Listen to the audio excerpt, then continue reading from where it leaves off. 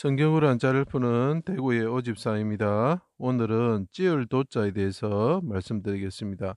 우리가 도정하다 할 때 도자죠. 자, 여기서 보시면 세조자가 보이고 매산자가 보이고 그 다음에 손수자가 보이고 이거 합쳐지면서 섬도자도 보이고 이렇게 보면 칠박자도 보입니다. 그죠? 자, 안지 칠박자는 제가 설명하지 않았지만 이것을 찌을 도자에 대해서 말씀드리겠습니다. 섬이 있고 손이 있는데 왜 찢는다?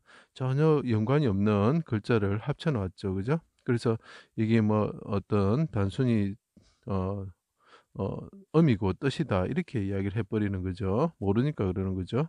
자, 시온산 골고다 언덕에 삼시의 아침이죠. 구시죠. 우리 지금 말하면 십자가에 수족이 뚫리시고 비둘기 재물 같으신 분이 제가 세조자 설명한 거 꼭 봐주세요. 자, 메시아가 아침에 달리셨는데 그분은 하나님 아들인데 불 위에 있는 재물처럼 고난을 받으시고 피를 흘리셨다는 거죠. 세죠, 그죠? 자, 메시아이신 하나님의 아들의 시온산과 언덕에 오셨다. 시온산과 그 언덕에 오셨는데 그분은 뭐냐면 시온산과 언덕에 강림하신 여호와로 새가 날개치며 새끼를 보호함 같이 예루살렘을 보호하러 오신 분이다. 이런 뜻이죠. 자, 메시아가 오셨는데 그분 하나님이신데 하나님이 일자가 보이죠? 하나님이신데 그분이 시온산에 오셨단 말이죠. 근데 이분은 새끼를 보호하는 새와 같으신 분인데 그분이 시온산에 오셨다. 그리고 그분이 하나님께 피를 흘리시면서 부르짖으셨다. 하나님께 아랬다. 그죠? 자, 그게 이제 이 섬도자라고 말씀드렸는데 그 섬도자를 좀 설명한 걸 좀 봐주세요.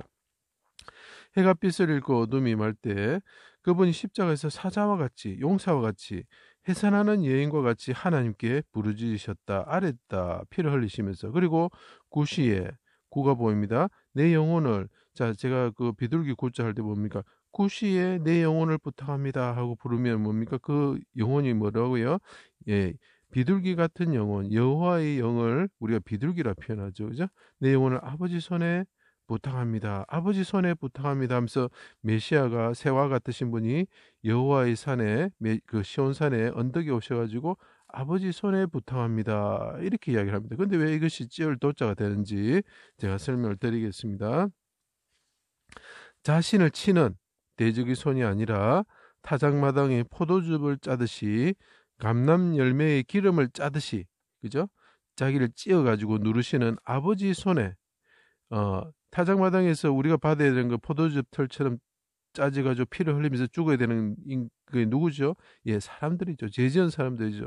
그런데 그분이 대신 포도즙을 짜듯이 피를 흘리시고 기름을 짜듯이 그분이 모든 에너지를 소모하시고 자기의 기름을 소모하시고 죽으셨다는 거죠. 그죠? 자, 물과 피를 쏟으시고 죽으셨다는 거죠. 자, 그래서 여기 찢다는 거죠. 이 메시아가 그죠? 새와 같이 오신 그 메시아가 비둘기 같은 분이 피를 흘리시고 어디서 뭡니까 시온 산에서 피를 흘리시고 그분이 치심을 당했다. 칠박자가 보이면 치심을 당했다는 거죠. 자, 그렇게 되면 어떻게 됩니까? 포도즙을 짜듯이 감람 기름을 짜듯이 그분이 하나님이 손이 누르시는데 그렇지만 그 대적의 손이 아니라 아버지 손에 자기를 죽이는 손이 아니라 아버지 그 자비로운 손에 부탁합니다. 왜 그렇게 하느냐? 그분이 종을 붙드시고 구원하신다고 하셨기 때문에 종을 붙드시고 구원하시는 손에 부탁합니다. 붙잡아 주신다고 약속하신 그 손에 부탁합니다. 이사야서는 계속 그 메시아를 붙잡아 주실 것이다. 이렇게 이야기를 하고 있거든요. 자, 내가 이 손을 잡아 보호하며 보호하신다기 때문에 그 치시는 손에 자기를 찢듯이 찢는다는 거죠. 찌을 도자 넣어죠. 찢듯이 누르시는 아버지 손에 부탁하는 거죠. 그 손에 이제 붙잡게 되면 어떻게 됩니까? 너를 세워 백성의 언약과 이방의 빛이 되게 할 것이다. 이렇게 이야기합니다. 그래서 해가 보여야 되는 빛이 비쳐야 되는 거죠. 해와 같이 빛나시는 분이 되는 거죠. 그러면 어떻게 됩니까? 섬들이 잠잠하고 섬들이 두려워하며 섬들이 그 교훈을 앙망할 것이다. 이렇게 얘기하는 거죠. 자, 메시아가 하나님께 치심을 받아가지고 뭡니까? 포도즙 짜듯이 감람 열매 짜듯이 찧어지고 누러질 때에 아버지 손에 부탁합니다 부르질 때 그분이 어떻게 된다고 섬들이 악망하는 자들이 된다. 악망하는 사람이 된다.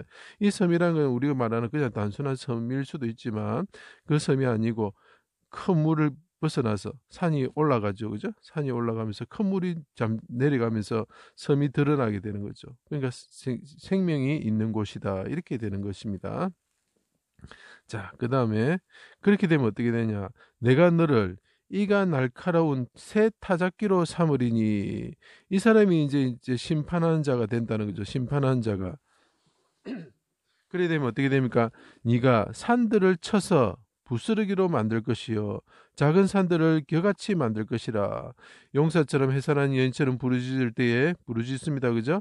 산과 언덕을 황폐하게 하며 똑같은 말합니다. 산들을 칠 것이다. 산들을 찧어버릴 것이다. 산들을 부스러기로 만들 것이다. 찢는 사람이 되네. 그분이 이제 메시아가 되셔서 하나님께서 구원하여 주시면 그 사람이 이제 치는 자가 되는 거죠. 그 사람은 어떤 분이라고요? 산에 여호와의 산 시온산에 임하신 새와 같이 보호하시는 분이라는 거죠. 그죠? 그러니까 결국은 여호와 하나님 아버지와 오신 메시아이신 예수 그리스도가 한 분이시다는 거죠. 찢다, 다듬질하다, 두드리다, 깨뜨려 버리는 거죠. 그죠? 그러면 강들이 섬이 되고 못이 마르게 하는데 강이라는 것은 이건 죽음의 물을 말합니다. 깊은 물을 말합니다. 그것이 사라지게 되고 섬이 되게 될 것이다. 그리고 산들이 언덕이 황폐하게 되서 쳐서 부스러 버리니까 찧어 버리니까 어떻게 되겠습니까? 예, 황폐하게 될 것이다. 자, 메시아의 기도가 있습니다. 산에서 여호와의 산에서 부르짖습니다.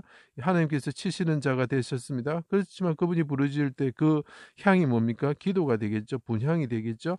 그 향은 어떻게 만듭니까? 예, 찧어서 만든다. 그래서 찌을 도자가 되겠죠. 자, 노아가 물에서 산이 드러날 때 섬도자가 됩니다. 비둘기를 손으로 받아들이다. 산 위, 이렇게 보면 산이 드러날 때에 이제 비둘기가 날아다니죠. 그때 손으로 이 비둘기를 받아들입니다. 비둘기가 뭐죠? 성령을 뜻하죠. 그리스도 영을 뜻하죠. 올 때 뭐를 가져옵니까? 감람나무 잎사귀를 가져. 감람나무 잎사귀는 열매는 어떻게 됩니까?